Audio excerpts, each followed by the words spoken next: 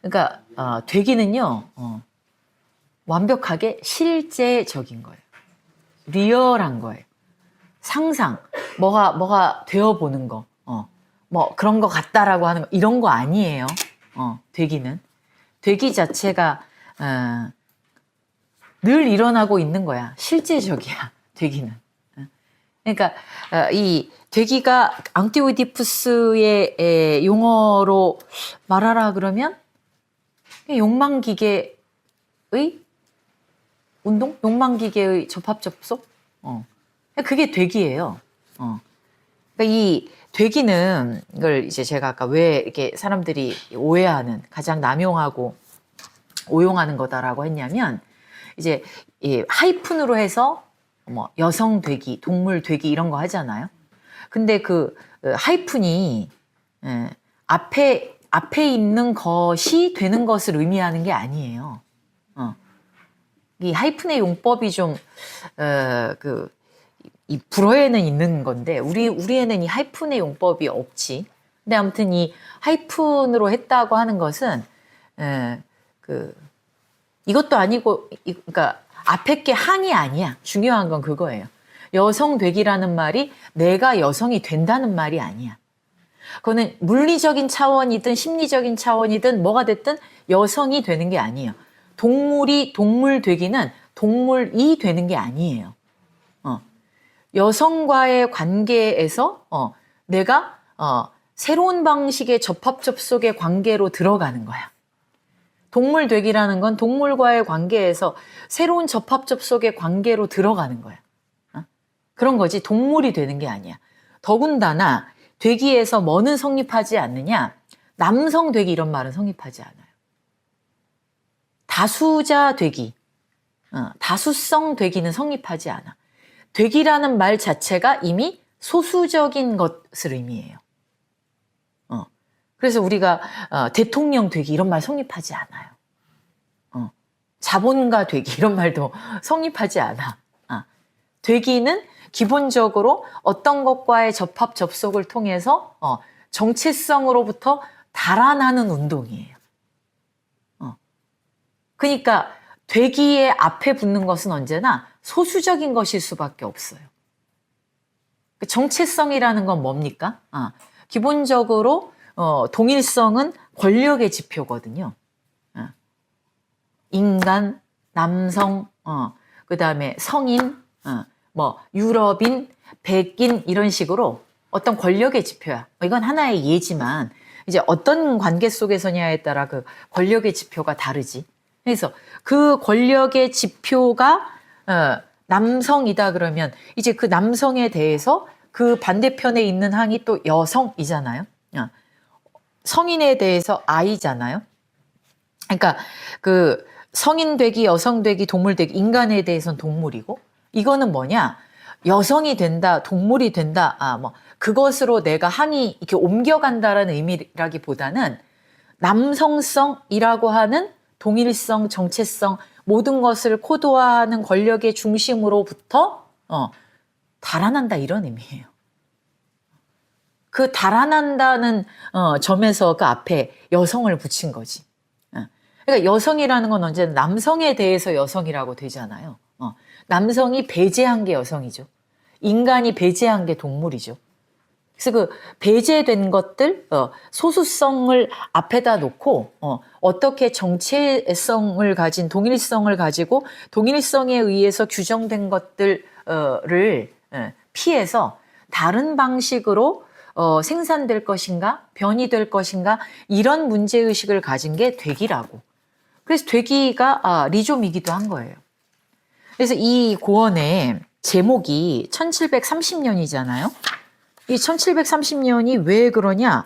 뭐 딱히 어떤 역사적 사건은 아니야. 근데 451쪽에 보시면 그 위에 네 번째 줄에 보시면 1730년부터 35년까지 세상은 온통 흡혈귀얘기로 가득 차 있었다. 이게 뭘 인용한 건지 모르지만 이제 실제로 유럽에서 요 시기에 저기 헝가리라든가 오스트리아 헝가리 제국 그러니까 지금도 드라큘라 백작 그러면 맨날 헝가리 그 옛날에 시트콤이었는데 갑자기 프란체스카. 제목이 프란체스카였네. 안녕 프란체스카. 안녕 프란체스카에서 이게 검은 드레스 입고 나오고, 그래서 이제 나중에 그 막 마왕이 오기를 기다리고 이러는데 걔네들이 다 헝가리에서 오는 걸로 아마 드라마에서도 나왔을걸? 드라큘라의 도시지. 헝가리가 우리가 지금 생각할 때도 그쪽 지역에서 일종의 흡혈귀 공포 같은 게 있었다고 이제 사가들이 말하는 거에 따르면 그래서 뭐 흡혈귀가 사람을 뭐 잡아먹었다, 그 다음에 뭐 이렇게 파묘 같은 것도 하고 그 무덤에서 뭐 온갖 이 소문들이 떠돌았던 것 같아요, 아마. 근데 왜 그럼 들레즈가 여기서 흡혈귀를 갖고 왔는가? 드라큘라라는 소설이 있죠. 그 소설을 보셔도 알고, 그다음에 드라큘라 영화는 한 편씩은 보시지 않았어요? 뭐 보신 거 있어, 드라큘라 영화 중에? 뱀파이어와 인터뷰, 그 진짜 옛날 영화다. 뱀파이어와 인터뷰도 있고, 그 유명한 또 뱀파이어 영화, 탐 크루즈가 나왔던 뱀파이어 영화도 있는데, 이것도 90년대 영화인 것 같아. 그러니까 그런 영화도 있고, 아주 옛날 영화 노스페라투도 있고, 트와일라이트이 뱀파이어예요? 그래? 아무튼 그런 여러 영화가 있어. 그런데 뱀파이어가 출연을 할 때 늘 뱀파이어는 이 대낮에 그냥 멀쩡하게 출연하지 않잖아요. 뱀파이어는 언제나 뭐와 함께 출연을 합니까? 뭐 안개, 그다음에 밤이 돼야 출연을 해. 어떤 뱀파이어가 출연하는 고유한 분위기가 있죠. 그러니까 뱀파이어는 그 개체만 이렇게 출연하는 게 아니라 그 개체와 함께 연합하고 있는 어떤 묘한 분위기, 이 정동이 있어. 시간, 이런 것들이 있어요. 그 다음에 그 뱀파이어는 살아있는 거예요, 죽어있는 거예요? 그렇지. 죽은 것도 아니고 산 것도 아니지. 뱀파이어는, 그리고 이제 묘사된 거를 보시면 늙은이에요, 젊은이에요? 뱀파이어가요? 그 뱀파이어 보면, 그러니까 뱀파이어가 얘가 죽은 것도 아니고 산 것도 아니잖아? 늙은 것도 아니고 젊은 것도 아니야. 근데 주로 이제 백작으로 나오잖아. 주로 드라큘라는 그래서 그 전통적으로는 중년 이상 노년으로 나와. 그런데 얼굴이 하얗게 그 탱탱한 아기 피부를 가지고 있지. 그 우리나라 영화에서는 박쥐가 있구나. 박찬욱 영화의 박쥐. 그것도 아무튼 그렇지. 근데 이 그건 좀 다른 맥락이지만 드라큘라는 젊은이도 아니고 늙은이도 아니야. 그 다음에 여성이에요, 남성이에요? 그 묘사를 보면 남자인 것 같은데 되게 여자처럼 화려하게 꾸미고 이렇게 나와요.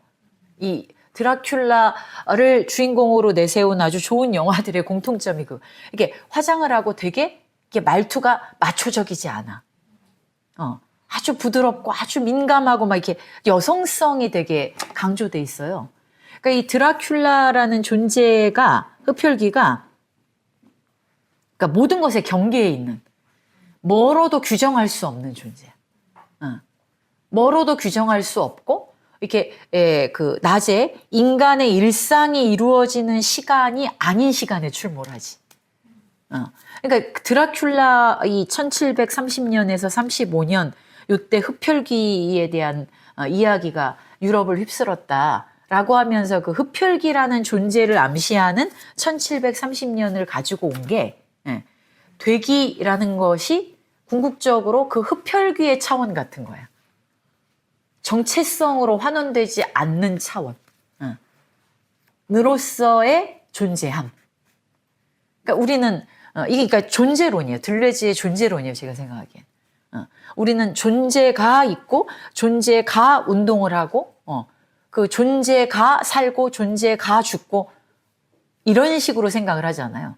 그리고 이제 기본적으로 그 존재에 해당하는 게 이제 동양식으로 말하면 아상. 아상이 있기 때문에 이제 중생상, 수자상 뭐 이런 것들이 있는 거지 않습니까? 내가 있으니까 너도 있는 거잖아요. 그렇게 딱 정체성, 동일성을 형성한 자성을 가진 무언가로 우리는 존재를 생각한다고. 근데 이런 식의 존재론을 벗어나는 들레즈식의 존재론이 바로 되기예요. 그러니까 되기는 무엇으로 존재하는 게 아니에요. 무엇으로도 규정할 수 없는 그 중간의 지대, 그 사이의 지대. 리좀 고언에서 잡초는 언제나 중간에 피어난다. 그런다고 할 때 그 중간 사이, 어떤 것으로도 규정할 수 없는 변이와 접합 접속과 어떤 생성의 지대. 그런 것으로서, 그런 흐름으로서의 차원. 이게 들레즈가 생각하는 존재의 차원이에요. 그러니까 정체성은 다 가짜라는 거예요. 정체성은 그냥 부여한 것이야. 어떤 국가에 의해서든 사회적 지평에 의해서든 초월적인 방식으로 부여한 것인 거지, 어떤 것도 그런 방식의 명확한 경계를 가지고 있지 않아요. 그러니까 이 되기의 끝은 결국 뭐냐? 지각 불가능하게 되기거든요. 이제 뒤에 가시면 그 맨 마지막에는 식별 불가능하게 되기, 지각 불가능하게 되기야. 지각 불가능하게 되기라는 게 정말 제가 생각하기에 이게 똑같진 않지만 물론 그냥 공으로서의 존재야. 그러니까 공이 연기잖아요. 이게 말 그대로 인연 조건을 통해서 연하여 기 발생한다 이런 뜻이지 않습니까? 연기가. 그러니까 그 일정한 원인과 조건으로부터 발생한 그런 개체, 그 연기 조건이 그렇게 그것을 그렇게 만들어내죠. 이런 개체성, 이것이 이것임이에요. 이제 뒤에 나오지만 디스니스, 헥시어티라고도 하고 발음을 어떻게 정확하게 해야 되는지 모르지만 아무튼 이것임, 영어로는 디스니스. 이 들레즈가 생각하는 개체가 딱 그거예요. 그러니까 그런 어떤 접속에 의해서 그 사이에서 그 변이 된 것으로서 어떤 원인과 조건에 의해서 그게 그 순간 그렇게 탁 개체화되잖아. 그렇게 그 순간 그 시간에 그때 바로 거기에서 바로 그것으로 이렇게 탁 개체화된, 이게 불교식으로 말하면 연기적 존재잖아요. 그렇게 있는 것이 뭡니까? 그거를 한문으로 여여하게 있다고 하죠. 있는 그대로. 타타타? 약간 그게 제가 생각하기에는 이 들레즈가 말하는 이것임, 이거에 가장 좀 비슷한 그걸 갖고 와 보면 그냥 저거예요, 저거. 그런데 이렇게 존재할 수 있다는 것은 그것이 자성이 없기 때문이죠. 무자성이기 때문이지. 자성이 없다. 그 자체로 실체적으로 존재하지 않는다. 무아다. 이 말이죠. 이 무자성, 무아인 존재이기 때문에 인연 조건 속에서 인연에 따라 그렇게 나타나는 거예요. 그러니까 붓다는 이미 공을 살잖아요. 공을 살지만 인연에 응해서 나타나죠. 인연에 응해서 설법하시고 인연에 응해서 뭘 하시지 않습니까? 이거를 얘기하고 있는. 근데 이제 그거는 좀 이게 서양 철학이니까 뭐 공여까지는 가지 않아. 좀 레벨은 제가 보기에 좀 낮은 레벨이지만 어쨌든 지각 불가능하게 된다고 하는 게 뭐냐? 정체성 없는, 동일성이 그냥 소멸된 존재. 그런 흐름으로서 있음. 변이로 있음. 도 자체인 것. 이게 이제 들레즈가 이야기하는 식별 불가능하게 되기예요. 그러니까 되기라는 게 이미 식별 불가능한 차원이에요.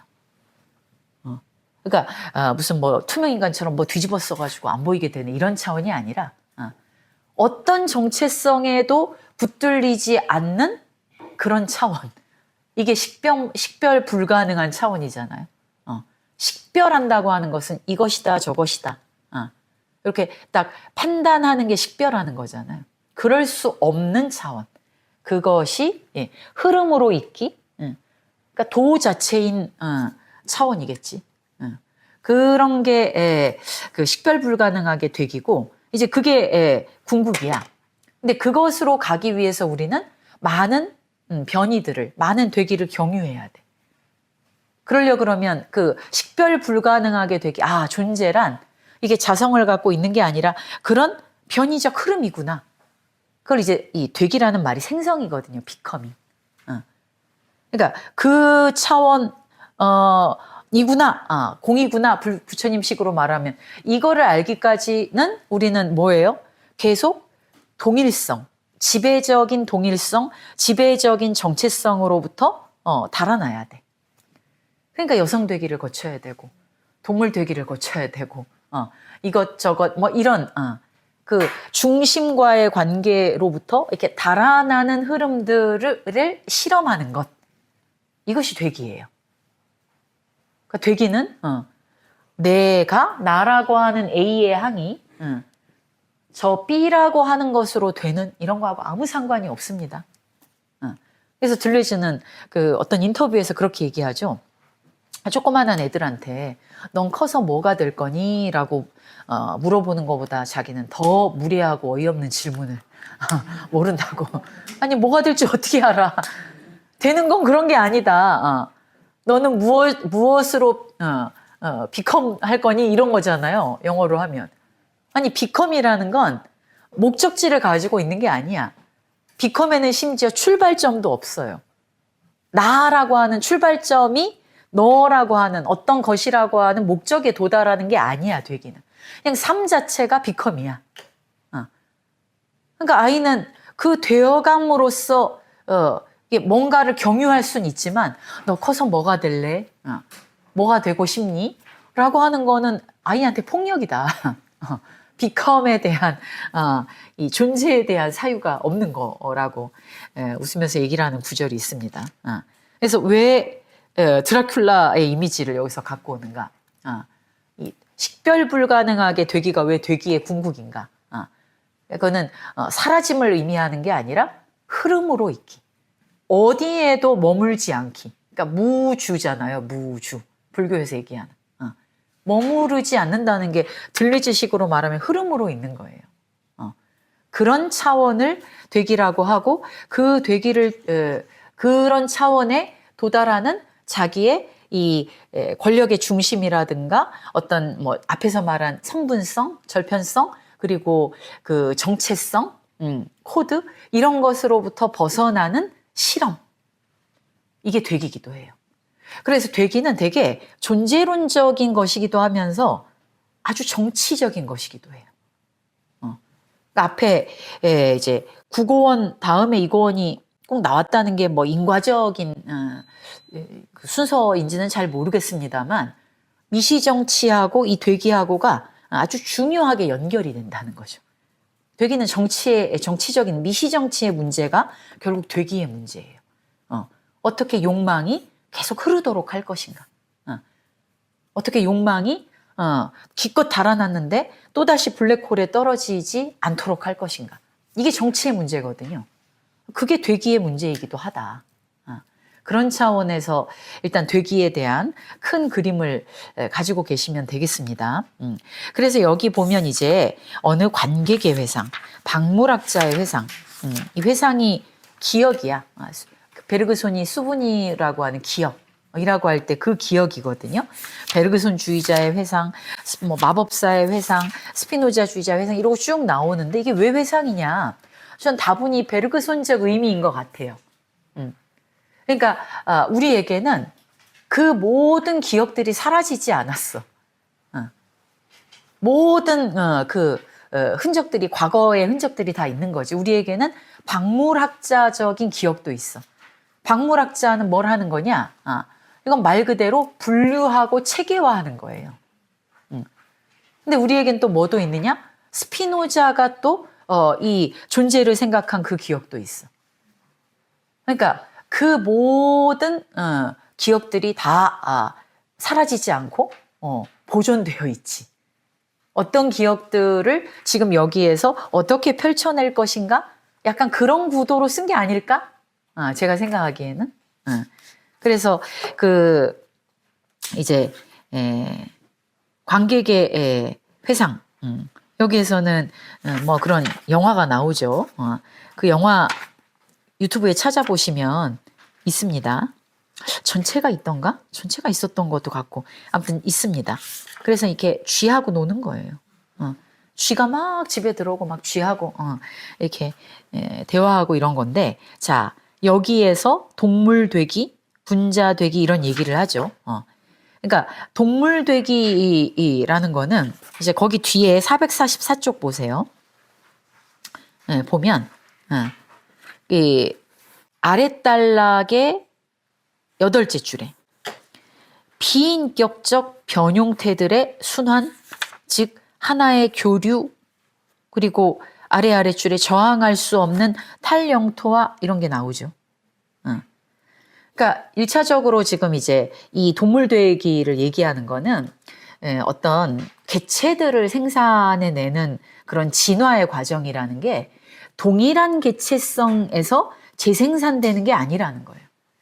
어떤 신체가 또 다른 신체, 이질적인 신체들과 어떻게 연결되고 어떻게 접합되느냐에 따라서 신체성이 생산된다는 거예요. 이제 이 얘기는 계속 나올 거예요. 그래서 우리가 어떤 양성의 결합을 통해서 남과 여, 수컷과 뭐 암컷이라는 성적 결합을 통해서 일방적으로 인간은 인간이 되고 인간을 낳고 동물은 동물을 낳고, 우리는 이런 방식으로 어떤 분화되어 있는 종, 이미 분류되어 있는 체계 속에서 존재의 생산, 개체의 생산을 얘기하잖아요. 지금 들려주는 그런 걸 얘기를 하는 게 아니에요. 그래서 아까도 얘기했지만 동물 되기라고 할 때 그거는 인간이 동물로 둔갑하는 거하고 아무 상관없습니다. 인간이 동물에 공감하는 거 아니에요. 이건 뭐냐? 인간과 동물이 접합해서 인간이라고 하는 정체성으로부터 달아나는 정동의 생산이 이루어지는 거예요. 그러니까 뭐 예를 들면 그분 있잖아요. 침팬치, 오랑우탄하고 구달. 체인 구달 같은 분은 유튜브에서 되게 놀라운 걸 봤는데, 이제 어떤 동물들을 야생 동물인데 야생 동물들을 오랫동안 키워준 사람이 있어. 근데 그 야생 동물은 야생으로 보내줘야 되니까 야생으로 이렇게 보내줬는데, 오랜만에 만난 거야. 뭐 어디 뭐 숲이나 이런 데 가가지고. 근데 그 오랜 시간이 지나고 그 야생 동물이 그걸 사자 같은 애들이, 이만한 애들이 기억해가지고 막 쫓아와서 이렇게 껴안는 이런 거 있잖아. 아니, 그 정도까지 가려 그러면 나는 인간이고 넌 짐승이야, 이런 상태로 그게 가능할까요? 그러니까 해로웨이가 동물, 강아지하고 개하고 인간하고 사이에 어질리티 게임 얘기하는 거, 그 얘기하고 비슷하게 동물 되기라는 건 그러니까 인간의 항, 동물의 항을 버려야 되는 거예요. 동물과 인간이 접합해서 인간의 중심성으로부터 달아나는, 나는 인간이야 라고 하는 성분화된 느낌, 이것이 해체되는 어떤 느낌의 생산에 이르는 게 동물되기인 거예요. 동물도 그렇겠지. 동물 쪽에서도 동물이 인간하고의 접합 속에서 나는 개야 가 아니겠죠. 동물은 그런 인간하고의 관계에서 무언가가 교류되고 번역되면서 그 개가, 그런 인간하고 사는 개가 자기를 어떻게 느낄지 모르지. 근데 뭐 막 버려진 개가 그냥 막 떠돌다가 어떤 주인 이를 만났어. 근데 그 첫 번째 만난 인간이 나를 너무 학대했어. 근데 그리고 버려졌는데 두 번째 만난 인간은 너무 나랑 잘 맞아. 그럴 때마다 개는 똑같은 개일까요? 우리는 이거를 다 개다 그러고 보잖아요. 이건 똑같은 개가 아니에요.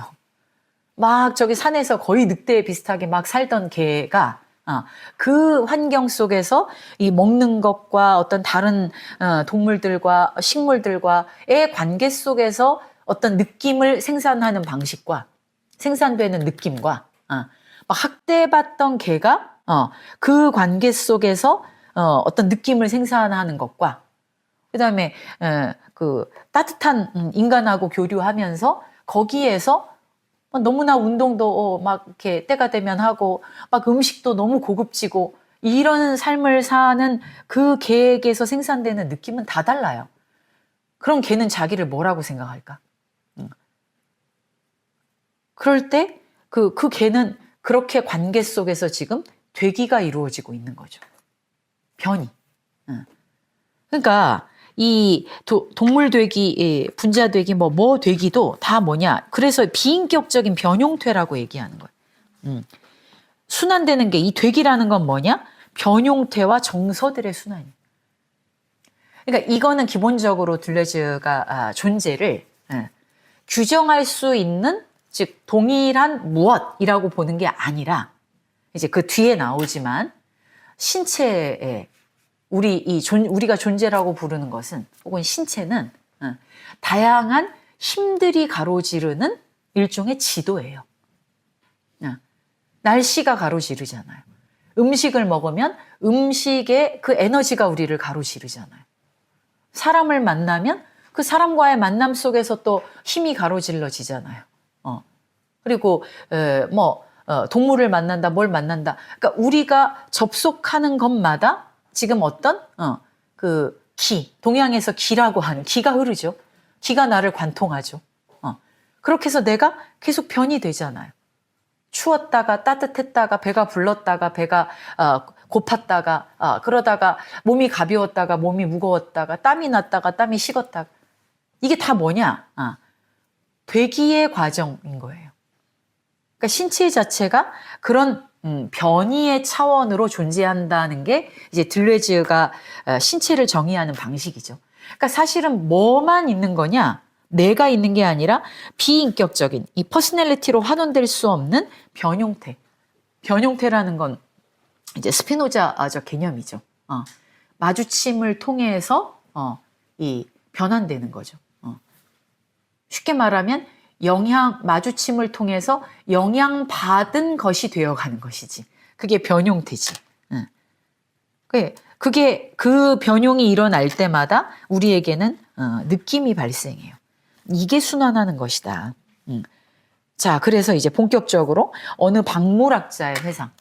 자, 우리에게는 뭐가 있느냐? 박물학자가 존재하는 것들을 규정하는 방식이 있죠. 이 박물학이라는 건 내추럴 히스토리, 자연사. 그 푸코가 말과사물에서 이제 고전주의 시대에는 생물학이 아니라 자연사였다. 그때 그 자연사는 뭐냐? 체계화하는 거예요. 도표를 놓고 그 도표에 어디에 위치시킬 것인가. 얘는 얘보다 기관이 복잡하군. 얘는 얘보다 기관이 단순하군. 얘는 생김새가 어떻군. 뭐 이렇게 여러 기준에 따라서 체계화하고 분류하는 거야. 그게 도표화하는 거예요. 그게 박물학이거든요. 그래서 박물학의 문제는 상호 관계를 생각하는 거지. 그래서 그 445쪽에 중간 윗단락의 아랫부분에 몇 줄 보시면 박물학은 차이들의 합과 가치. 얘가 얘보다 어떤가? 얘보다 작은가 큰가? 얘보다 복잡한가 단순한가? 차이와 동일성에 따라서 체계에다가 배치를 하는 거예요. 이것이 박물학이에요. 그러니까 박물학은 언제나 이게 이것보다 크다, 이것보다 작다라는 그 상대적인 관계 속에서 위치를 표현해서 무언가를 파악할 뿐인 거지 되기를 사유하지는 못한다는 거예요. 근데 이 박물학자의 기억은 지금 우리에게도 작동하죠. 비교하잖아. 자본주의가 가치화하는 방식은 대체로 박물학자적인 방식이지. 딱 표를 놓고 얘보다 더 좋은가 나쁜가. 이거보다 이런가 저런가. 그 박물학자적인 기억이 우리에게는 있어요. 그래서 여기에서 이들에게는 이제 446쪽에 보시면 중간에 계열과 구조, 어떤 방식으로 요거를 이렇게 쫙 나열할지, 횡적으로 나열할지, 횡적으로 나열한 것들을 더 이제 복잡한 기준에 의해서 어떻게 구조화할 것인가, 이런 게 중요하죠. 그게 체계죠. 그래서 이 박물학적인 지식이라는 건 자연을 다 거대한 미메시스. 그러니까 뭐냐면 어떤 것에 대한 닮음의 정도. 새로운 걸 내가 자연 안에서 포착했다 그래도 얘는 뭐와 더 닮았다, 뭐와는 더 안 닮았다. 더 닮은 것 옆에 이렇게 위치시키면 되지. 그런 방식으로 자연을 하나의 거대한 체계로 보고 그 체계 속에서 범주화하는 삶의 방식. 그렇게 이 세계를 인식하고 표상하는 방식. 그게 박물학이에요. 그건 그냥 넘어가면 됩니다. 자, 그런데 이제 그거 얘기하면서 448쪽에 이제 융 얘기를 하죠. 융은 이제 박물학이 그 사물을 관찰하고 분류하고 명명하고 그것 속에서 이제 기술하고, 그러니까 관찰자에게 언제나 이 세계는 그렇게 대상화가 되는 거죠. 자, 그런데 이거하고 조금 다른 것 같지만 융은 이 원형을 이야기를 한다. 이거는 그냥 박물학자들이 그 체계를 분류하는 거하고는 좀 달라. 하지만 원형이라는 것도 뭐냐면 이 문화 저 문화, 이 종족 저 종족에 뭘 비교해 보니까 여기와 여기가 유사함이 발견되더라. 여기는 여기와 또 유사함이 발견되더라. 그래서 그 유사함을 추적해 들어가니까 모든 인류에게 저 집단적인 무의식 차원에서 공통적이랄 수 있는 이 어떤 그 프로토타입, 아키타입, 이런 것들이 있다는 거잖아요. 그래서 융은 박물학자적인 세계는 아니지만 여전히 뭔가의 어떤 공통된 표상을 버리지는 못했다. 지금 이 박물학자의 세계는 표상의 세계거든요. 표상과 체계. 근데 융을 여기서 얘기하는 거는 융도 여전히 표상에서 벗어나지 못했다. 448쪽의 맨 아래. 그리고 그 융을 비판한 레비스트로스.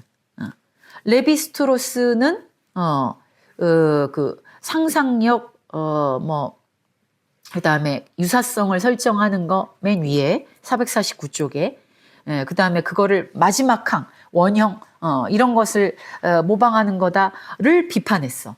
그러면서 레비스트로스가 한 거는 뭐냐? 이 레비스트로스의 구조주의의 혁명은 이 그 무엇이 교환되는가를 통해서 차이를, 그 차이와 차이의 어떤 그 관계, 이거를 이끌어낸 게 레비스트로스예요.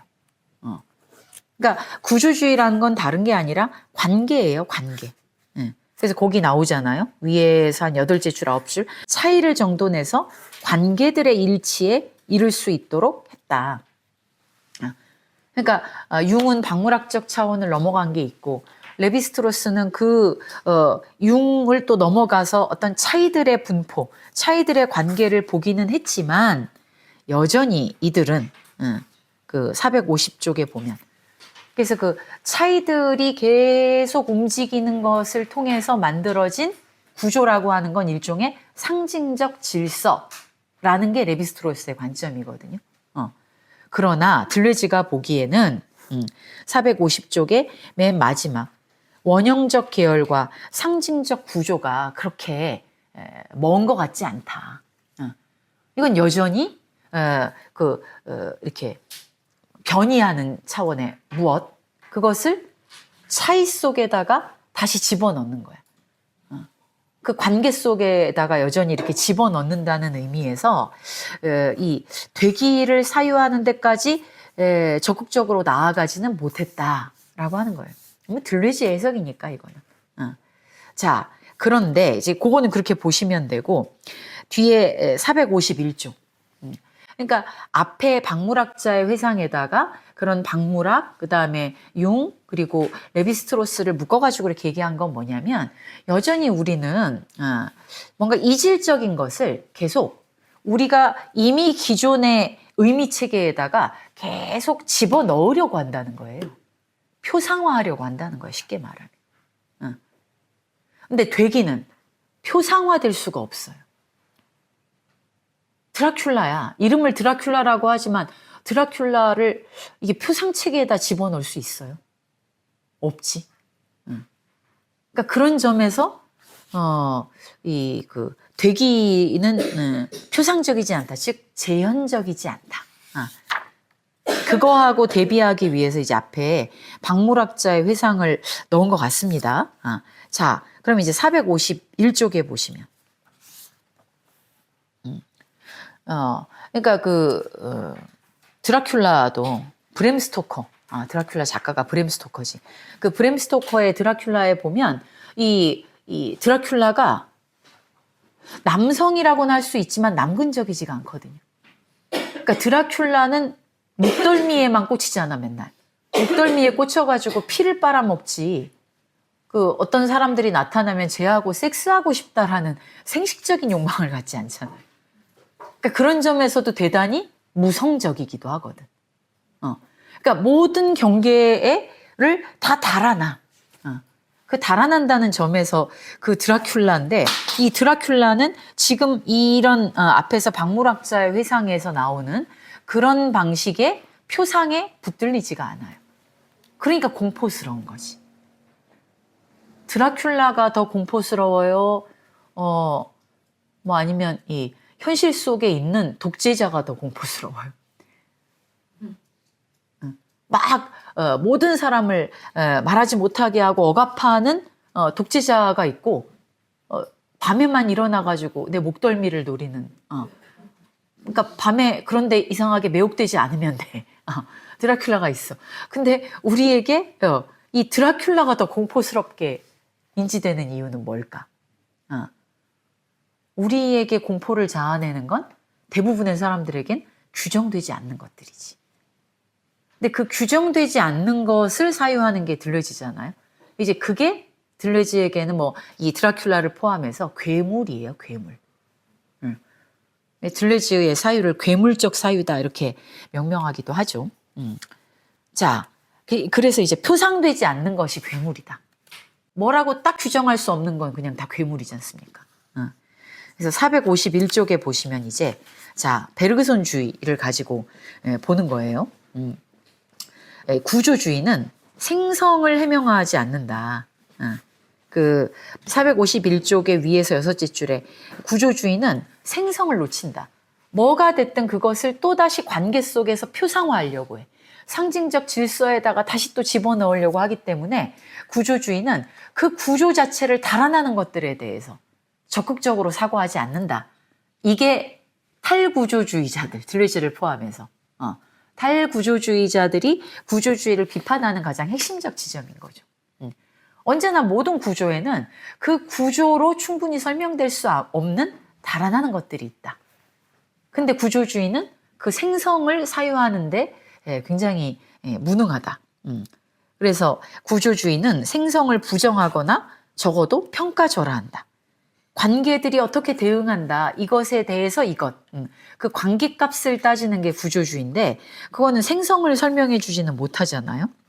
그러면서 이제 뒤에 452쪽에 가보시면 이런 표상의 체계를 벗어나는 것이 이제 신화에서도 마법사와 생성들이다라고 하면서 두 번째 단락에 되기는 관계 상호 간의 대응이 아니다.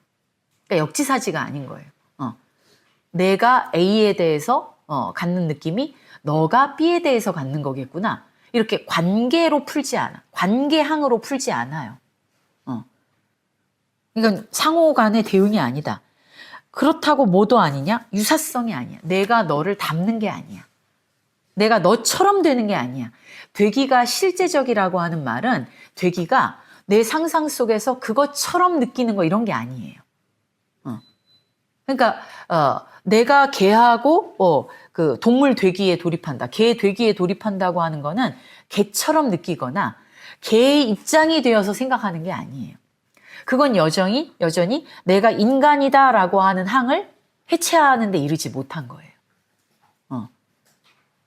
그래서 더욱이 동일화도 아니다. 그러니까 이런 문제들이 되기의 문제가 특히 이제 현대에서 신유물론, 헤러웨이라든가 그다음에 그 로지 브라이도티, 로지 브라이도티라는 사람이 뭐 사이보그라든가 페미니즘을 가지고 이제 들레즈의 비판적 독해를 하죠. 헤러웨이도 마찬가지고. 그러니까 그 신유물론에서 특히나 이 들레즈 철학에서 주목하는 게 바로 이 괴기구원입니다.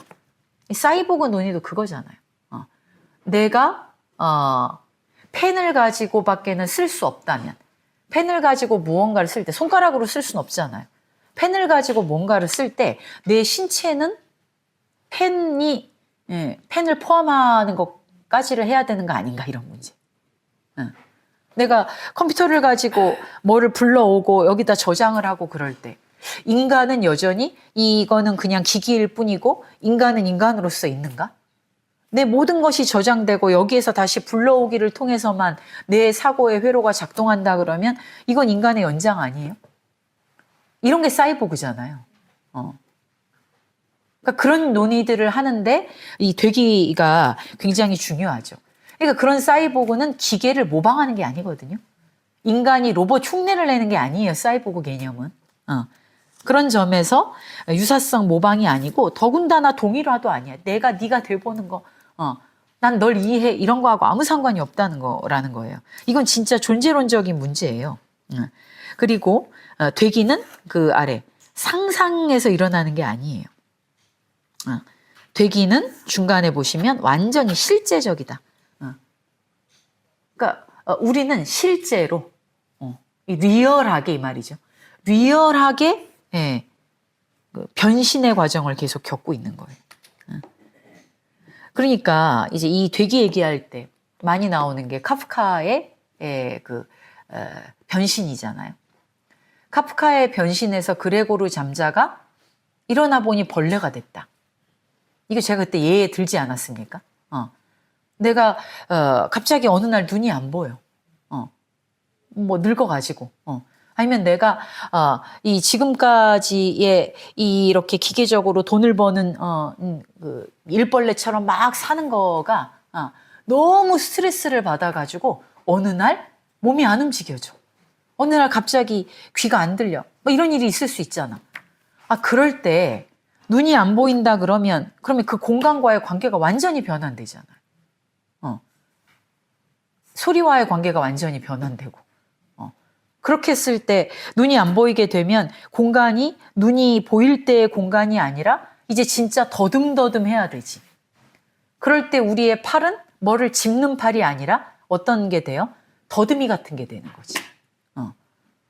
이게 실제적인 거죠. 그러니까 그레고르 잠자가 벌레가 됐다고 하는 거는 벌레로 한 교체를 했다 이런 말도 아니고 이제 그걸 어떻게 읽느냐에 따라서 그 다음에 벌레처럼 느낀다는 것도 아니야. 정말 어느 날 아침 이 공간과 가족과 맺는 관계가 그 관계에서 발생한 정동이 완전히 달라졌어. 내가 이 세계와 맺는 관계 방식에서 관계 방식이 달라지고 거기에서 발생하는 정동이 전혀 달라졌음을 의미해요. 그러니까 다른 소리가 들려 이제. 전과 똑같지 않음이 된 거야.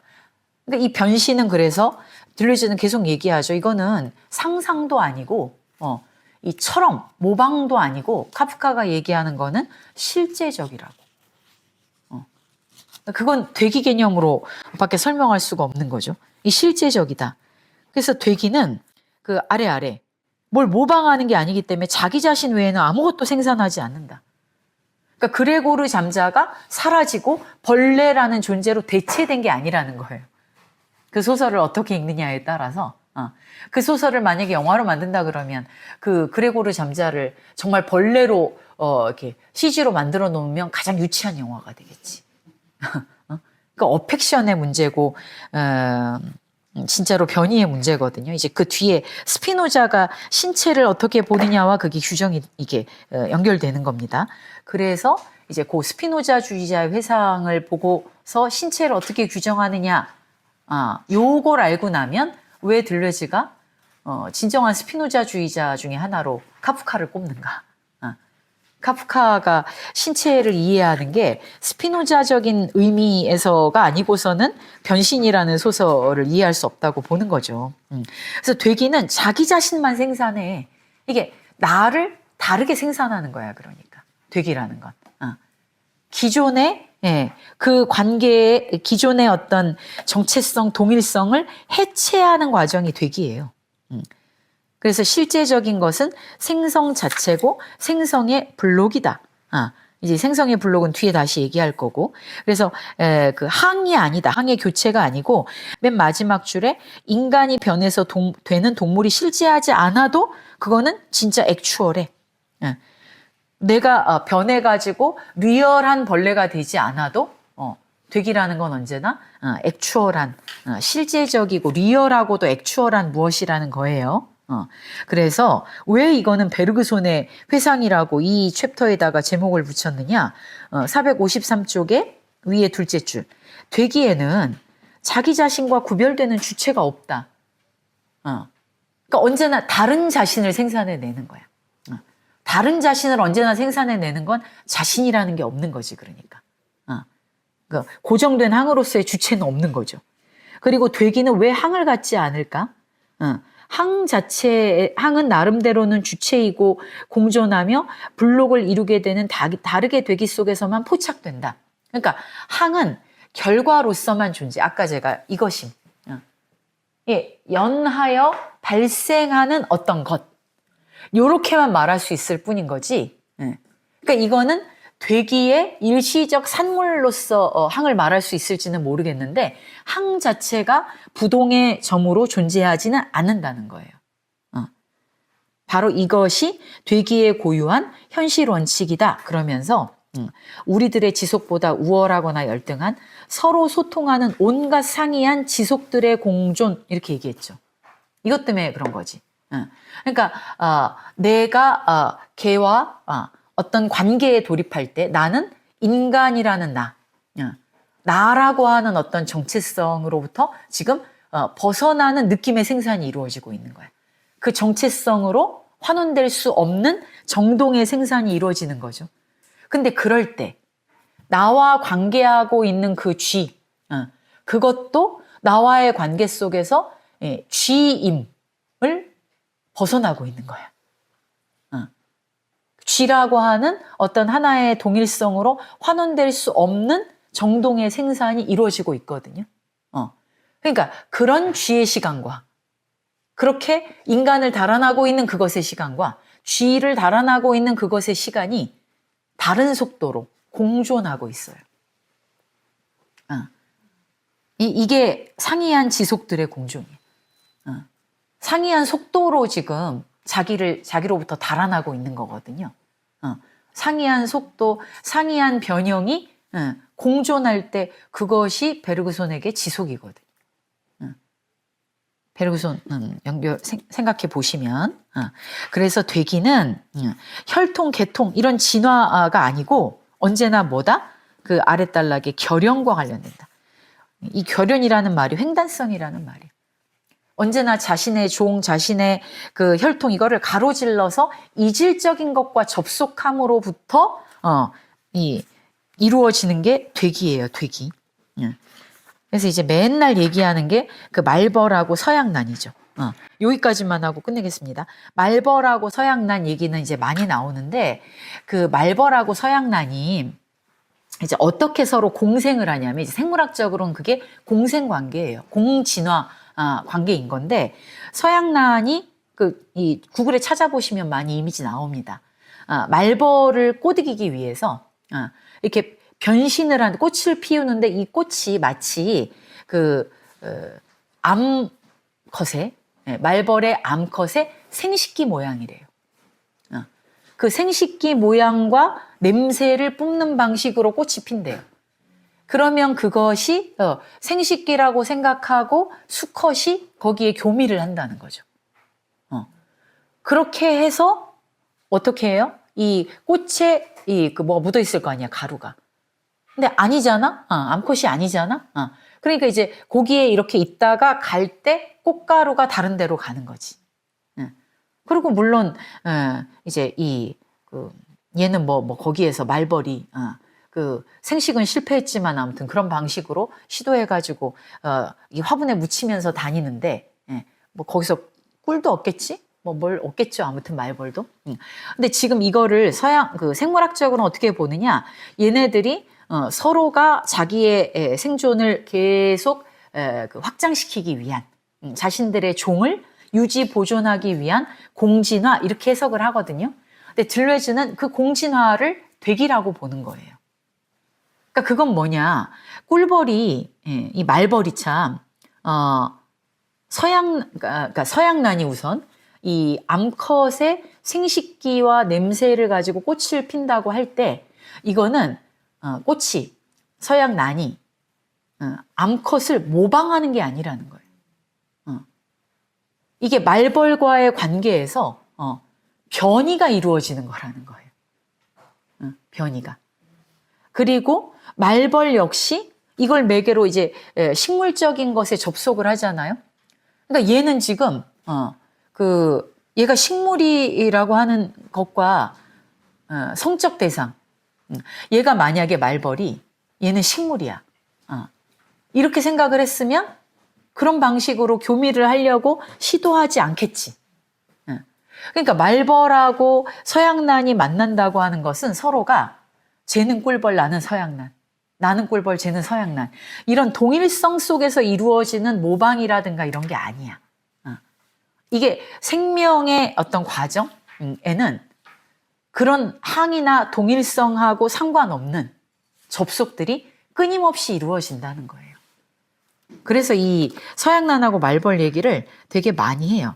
이거는 뭐냐면 얘네들이 이렇게 결합됐을 때 상호 변형이 이루어지는 거거든요. 그러니까 그 말벌을 받아들였을 때 이 그 꽃 있잖아요. 이거는 지금 꽃이 아니게 되는 게 아니야? 말벌하고 교미를 하는 방식이 되잖아. 이 꽃의 정체성으로부터 뭐 우리가 아는 꽃의 정체성이 물론 그 꽃이 그렇게 의식하는 건 아니지만 아무튼 그 순간 얘는 약간 식물이 동물적인 것으로 변이해가죠. 동물도 지금 이 말벌도 그 결합의 순간에 동물이 아닌 것으로 동물적 생식을 달아나는 거잖아요. 그러니까 상호 변형이 일어나는 거야.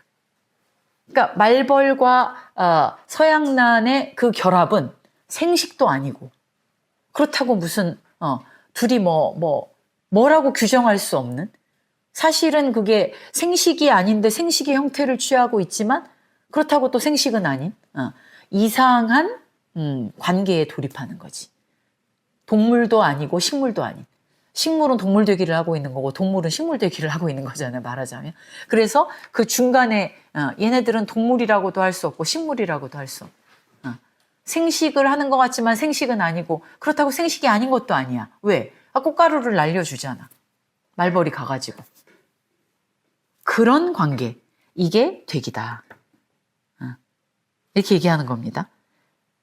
그래서 이제 그 얘기랑 고양이랑 그 비비 얘기 이거는 클로소프스키의 소설이래요. 그래서 이 소녀하고 고양이하고 막 노는 그게 나오는데 그 애기들 가만 보시면 뭐 애기들이 다 그런지 모르겠는데 저 연구실에 오는 그 조그만한 4살짜리 애기 걔가 춤추는 걸 좋아해. 근데 그 춤추는 걸 어떤 노래를 틀어놓고 추기를 좋아하냐면 곤충 노래가 있어요 또. 근데 뭐 곤충도 되게 희한한 곤충이야. 뭐 구남조라든가 이렇게 생식할 때 뭐가 이렇게 커지는 생식기에 막 어떤 날개가 커지거나 막 몸이 커지거나 이런 류의 그 희한한 곤충들의 노래들이 있어요. 근데 그 노래에 맞춰가지고 춤을 추는 거 좋아하거든요.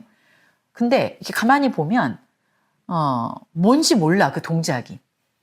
동작이 뭔지 모르는데 그 곤충들의 생태에서 얘가 그 교미할 때 어떤 방식으로 이 곤충이라든가 아니면 새들, 이 동물들이 제스처를 취하는가에 그 고유한 포인트를 걔가 그러니까 막 이렇게 누워있기도 하고 막 이렇게 막 날뛰기도 하고 하나도 닮지 않았는데 그걸 보고 있으면 뭐가 느껴지냐면 쟤는 지금 자기가 본 그 영상에서 어떤 고유한 어떤 지점들에 의해서 얘가 변형됐구나 이런 게 느껴져.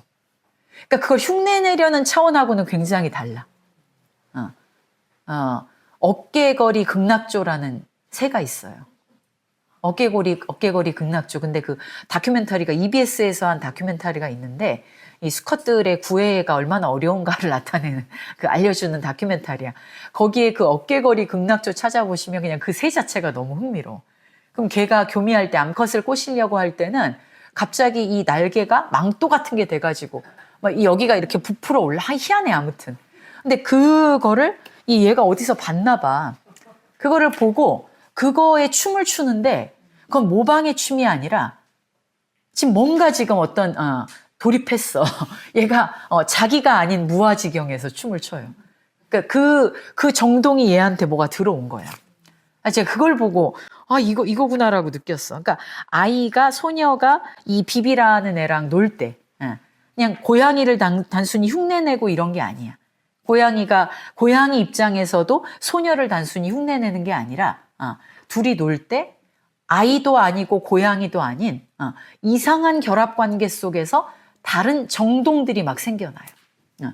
그 순간은 엄마의 딸로서의 내가 아니야. 그러니까 우리는 그런 방식으로 어떤 것들과 접속하면서 결합 관계를 이루느냐에 따라서 아주 이 정체성을 달아나는 고유한 정동의 생산을 경험하게 된다는 거예요. 그게 지금 되기입니다. 그래서 이제 뒤에 되기는 리조미다. 그 되기는 퇴행이 아니라 역행이다. 역행한다는 것은 그 맨 위에 보시면 블록. 이 블록을 형성한다는 말이 그렇게 이것도 아니고 저것도 아닌 그 중간. 그 상호적인 어떤 그 교류. 그것을 형성한다는 말이 이 블록을 형성한다는 말입니다. 그래서 되기는 리조미다. 되기는 그리고 뭐다? 동사다. 어느 마법사 회상 아래 되기는 동사다. 처럼 보이다, 이다, 마찬가지다, 행사다 이런 말이 아니라는 거예요. 고유하게, 그러니까 이전의 정체성, 동일성으로부터 달아나서 전혀 이질적인 것들과의 관계로부터 전혀 다른 정동의 생산, 느낌의 생산, 그것이 되기다. 그래서 이제 박물학자가 아니라 이런 되기에 어울리는 존재는 마법사예요. 마법사는 분류 속에서 움직이지 않죠. 마법사는 주로 뭘 합니까? 마법사가 하는 짓은 뭐예요? 스머프에도 나오잖아, 마법사. 가가멜 같은. 실험이죠, 실험. 이상하게 약물을 가지고 조합하면서 막 금을 만든다는 막 이상한 실험 도구가 있고 실험을 하잖아. 이 마법사가 그래서. 박물학자가 아니라 마법사. 그래서 요 얘기를 가지고 이제 지금 방금 제가 말씀드린 되기의 특성, 그것들이 되기가 무엇인가라는 개념이 마법사 1, 2, 3로 이제 쭉 나오죠. 그런 다음에 이제 스피노자가 나옵니다. 이 스피노자 나오고 나서 스피노자가 어떻게 개체를 규정하는가. 개체에 대한 아주 독특한 규정이 있다고 들려지는 보죠. 그래서 그 개체에 대한 규정과 그 뒤에 나오는 그 독특한 개체화라고 하는 것에 대한 사유가 바로 이것임이에요. 이것임. 그게 되기에서의 핵심이에요. 그 정도를 보시면 됩니다. 그 되기 고원에서는. 그래서 다음 시간에 다 읽어 오시고요. 근데 중간에 스피노자주의자의 회상부터 판짜는 자의 회상 정도까지가 핵심적인 얘기가 다 있으니까 이제 이거 보시고요. 그래서 점점점 어떻게 돼요? 이제 분자의 회상, 그러니까 회상 자체가 박물학에서부터 시작해가지고 이렇게 규정적이고 체계적인 것부터 시작해서 점점 식별 불가능한 회상으로 가는 거지. 분자의 회상 그러다가 이제 식별 불가능하게 되는 것으로 가는 겁니다. 뭐 중요한 얘기들은 앞부분의 개념은 다 나와 있으니까 다음 시간에 그 스피노자 주의자의 회상과 이거심의 회상을 중심으로 이제 정리를 하겠습니다. 다 읽어 오십시오. 자, 그럼 다음 주에 뵙겠습니다. 수고하셨어요.